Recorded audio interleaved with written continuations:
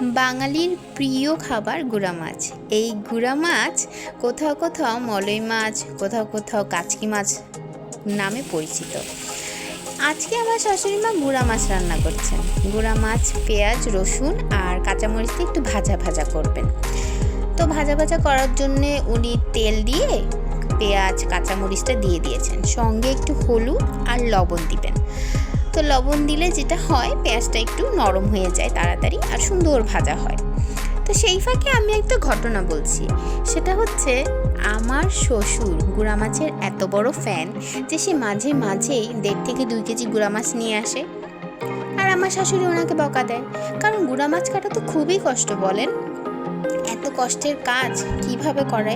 সারাদিন এত কাজ করে, মানে জানিনি তো একটা গৃহিণীর কত প্রকার কাজ থাকতে পারে।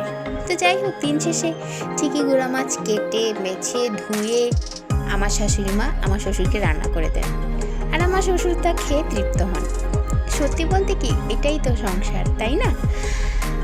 যাকে তো আমার শাশুড়ি মা দেখতে পাচ্ছি যে প্রায় পুরোটাই গুঁড়ো মাছ দিয়ে দিয়েছেন।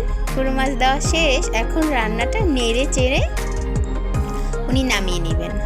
আপনারা এইভাবে রান্না করে দেখতে পারেন গুঁড়ো মাছটা। সঙ্গে মুসুর ডাল হলে আরও ভালো হয়। তো মুসুর ডাল দিয়ে খেয়ে দেখতে পারেন। ততক্ষণ টাটা।